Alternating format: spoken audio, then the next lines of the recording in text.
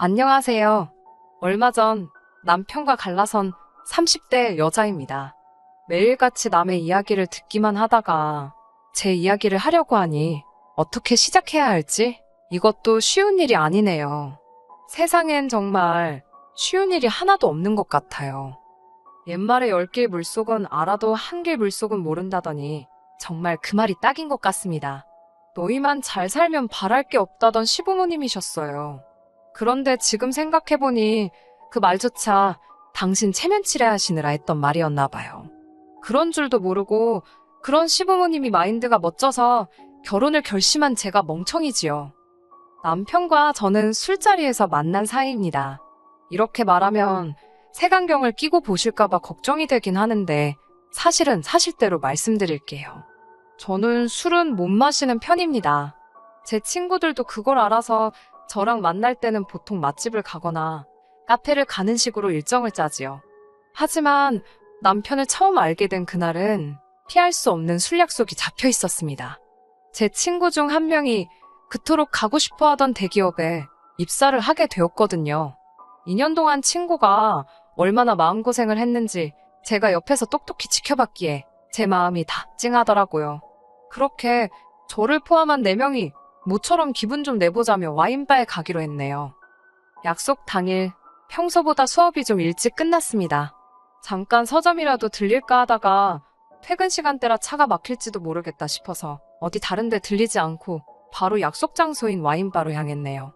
하지만 예상보다 차가 막히지 않아서 의도치 않게 제가 1등으로 도착했더라고요. 먼저 바에 들어가 핸드폰을 하면서 친구들을 기다리게 되었지요. 그런데 착각인진 모르겠지만 저쪽에서 누군가 자꾸 저를 힐끔힐끔 쳐다보는 듯한 기분이 들어서 꽤나 불편해지더군요. 결국 나가서 기다리는 게 나을까 생각하고 있는데 친구들이 하나둘씩 도착하기 시작했습니다. 4명이 모두 모인 이후로는 그 남자의 존재는 까맣게 잊고 즐거운 시간을 보냈지요. 그렇게 얼마간의 시간이 지나고 저를 포함한 모두가 어느 정도 기분 좋게 취한 상태로 다른 가게로 자리를 옮기게 되었습니다. 화장실을 다녀온 뒤 슬슬 짐을 챙기면서 자리를 일어나고 있는데 아까 그 남자가 성큼성큼 저희 테이블로 오더라고요. 그러더니 불쑥 자기 핸드폰을 내밀며 제 번호 좀 알려달라 했습니다. 솔직히 그런 경험은 처음이었기에 어떻게 거절해야 할지 모르겠더라고요. 하지만 친구들은 취해서 그런 건지 그냥 줘버리라며 자기들끼리 웃고 떠들고 난리가 났고 정신없는 통에 저도 충동적으로 약간 에라 모르겠다라는 생각과 함께 제 번호를 찍어줬습니다. 그때만 해도 적어도 저는 술자리에서 있을 법한 특별한 경험 정도로만 생각했지 별다른 의미를 부여하거나 그런 건 없었네요. 이후로 한동안 그런 일이 있었다는 사실조차 잊고 지낼 만큼 바쁜 하루하루를 보냈습니다. 저는 입시전문학원에서 고등부 영어 강사로 일하고 있었고 그 무렵엔 얼마 남지 않은 수능 대비로 정신이 하나도 없었기 때문이지요. 그리고 어느덧 시간은 흘러 수능도 끝난 11월의 어느 날이었습니다. 결과가 어찌됐건 어쨌든 수능이 끝난 후 1, 2주 정도는 강사나 학생 모두에게 그나마 마음이 편한 시기거든요.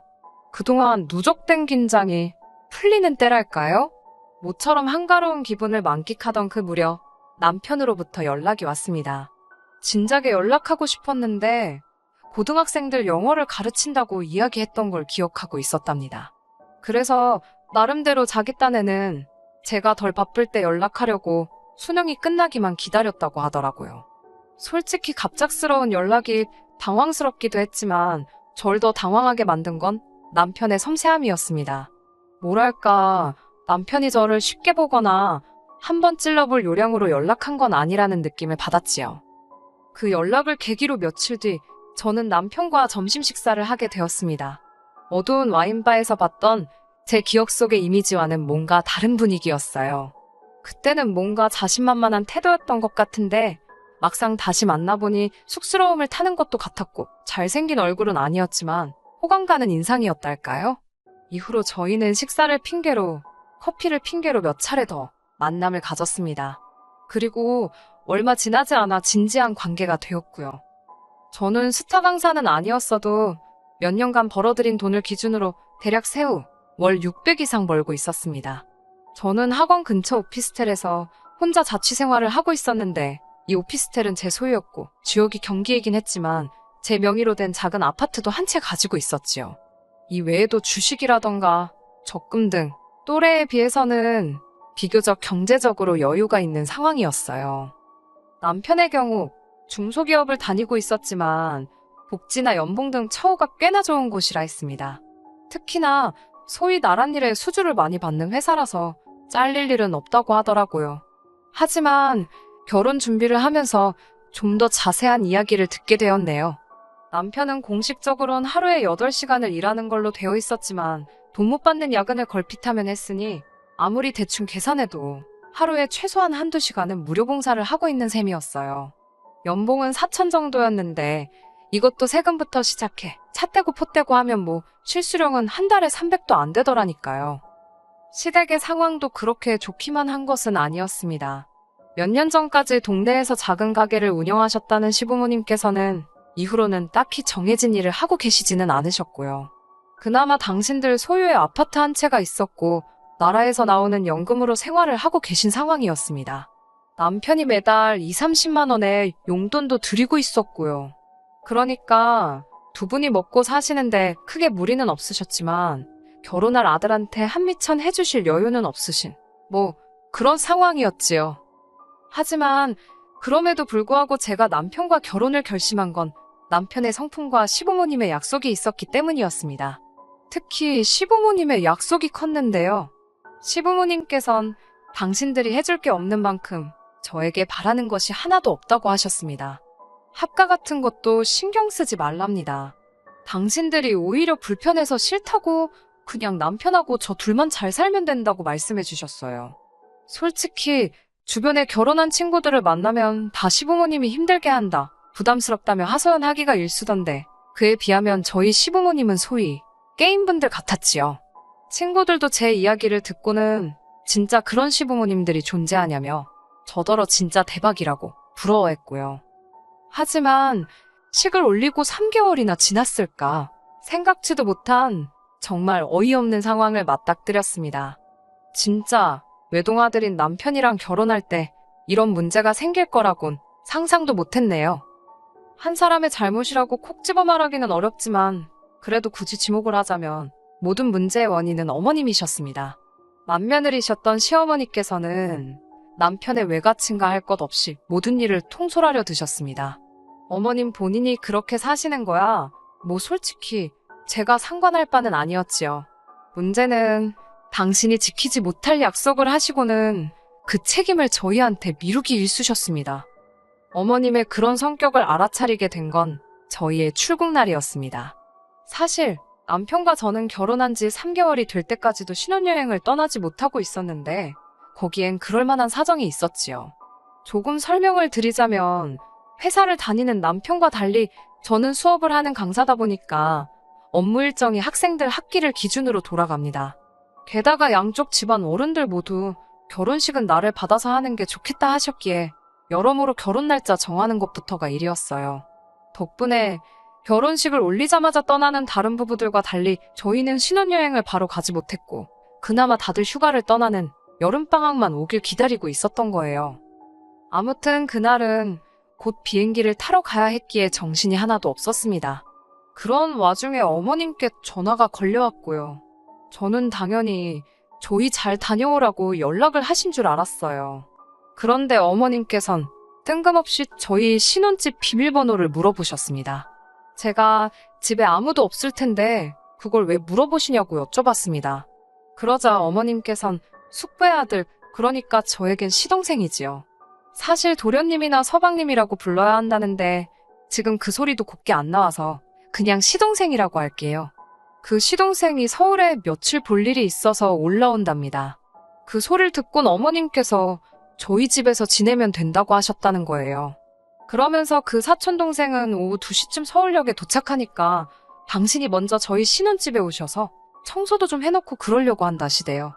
너무 황당했지만 혹시나 예의 없다고 느끼실까봐 최대한 정중하게 어머님, 그건 어려울 것 같다고 말씀드렸습니다. 아무리 사정이 그래도 주인 없는 집에 어머님이나 시동생이 오는 건 불편해서 싫다고요. 게다가 신혼집이라서. 솔직히 이 정도 말씀드리면 아차 싶어서라도 이해하실 줄 알았거든요.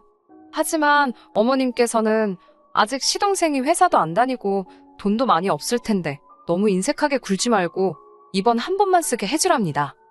어머님이 도통 물러나실 것 같지도 않고 도저히 안 되겠다 싶어서 남편에게 좀 받아보라고 전화기를 넘겼습니다. 어머님께서 뭐라고 말씀을 하시는지 남편은 말없이 듣고만 있으면서 네 거리기만 하는데 불길한 느낌이 들더라고요. 그리고 한 5분 정도 지났을까요? 남편이 전화를 저에게 다시 돌려주는데 도통 남편의 표정을 읽을 수가 없었습니다. 가타부타 말도 없고 답답해서 안 된다고 확실히 말씀드렸냐고 물었어요. 그러자 남편이 그냥 비밀번호 알려드렸다는 거예요. 제가 미쳤냐고, 제정신이냐고 소리를 질렀습니다. 그러자 남편이 그 시동생은 얌전한 애라면서 괜찮을 거랍니다. 시동생이 얌전하고 나발이고 그게 문제가 아니잖아요. 저는 웃기지도 않다고 한마디 내뱉었습니다. 그리고는 보란듯이 씩씩거리며 바로 현관 비밀번호를 바꿔버렸습니다. 남편이 어이없다는 듯 저를 쳐다보더니 뭐 하자는 거냐고, 뭘로 바꿨냐고 물어보더라고요. 바로 말해줄 것 같으면 내가 애시당초 바꿨겠냐고 쏴붙이곤 신혼여행 다녀와서 알려주겠다고 했어요. 어머님 헛걸음하시게 하기 싫으면 당신이 전화해서 오지 마시라고 하라고요.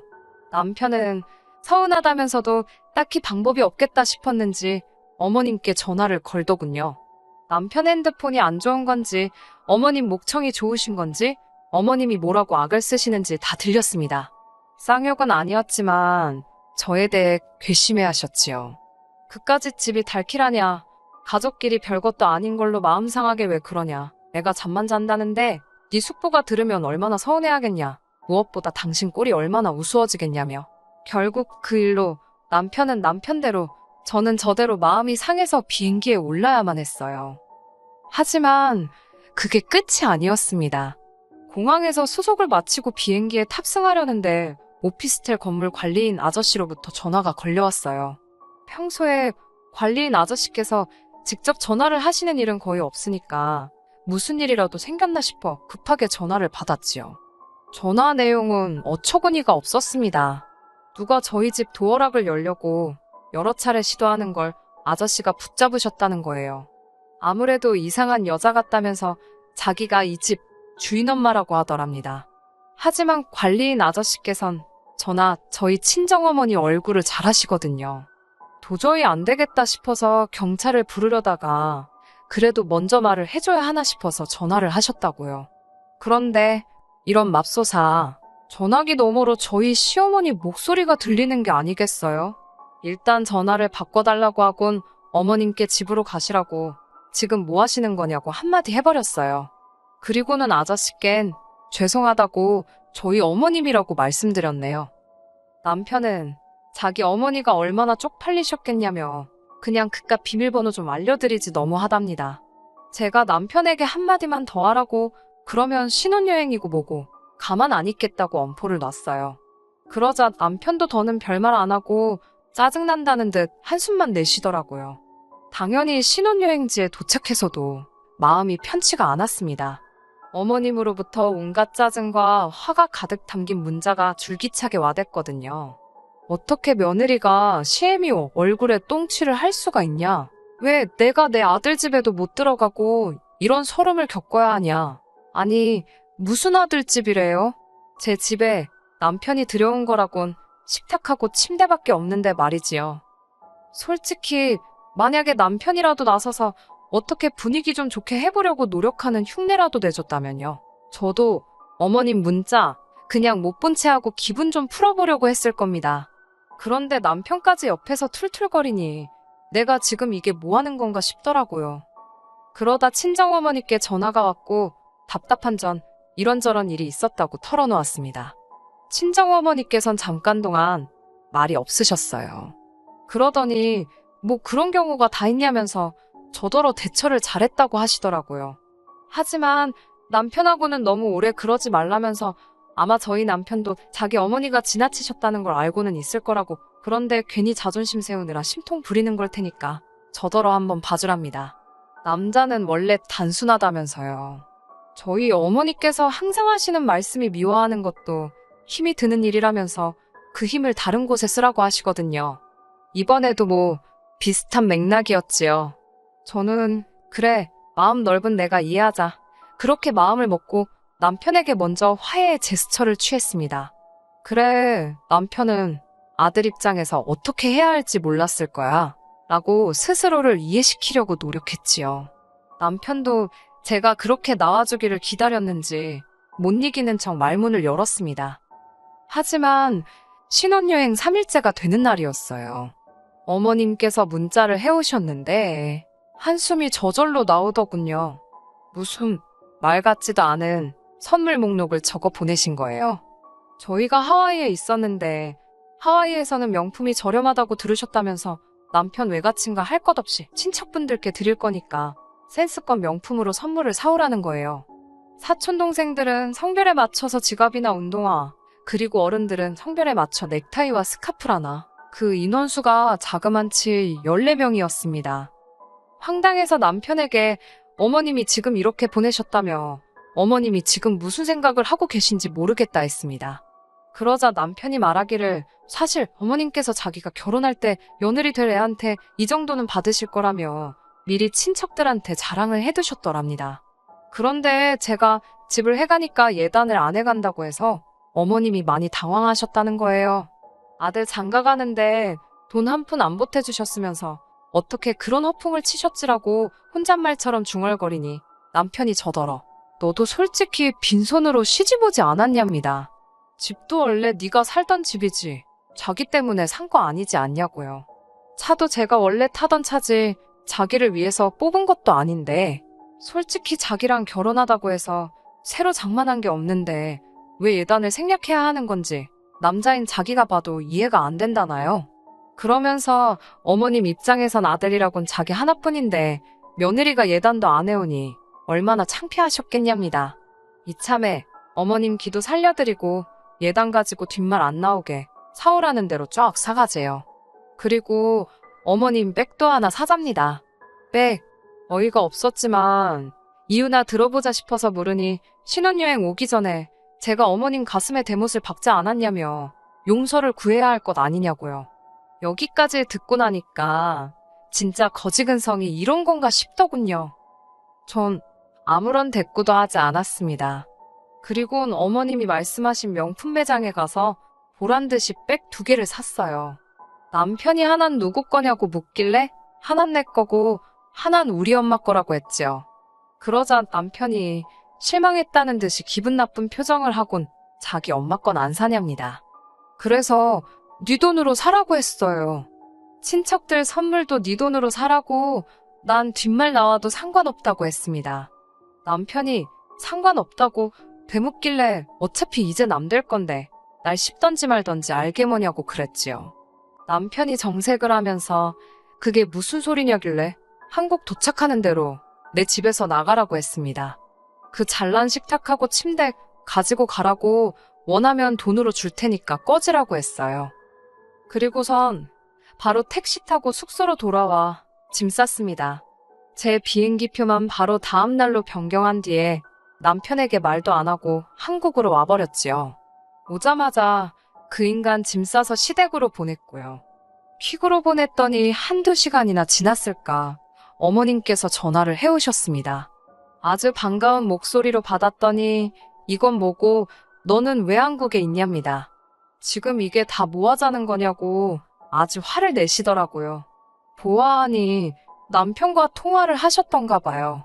저는 말 막 하지 마시라고 저 그 집 며느리 안 한다고 어머님이랑 저랑 완전히 남남이니까 말 그따위로 하실 거면 전화하지 마시라 했습니다. 이튿날 원래 날짜에 맞춰 귀국한 남편이 당연하다는 듯 오피스텔로 왔더라고요.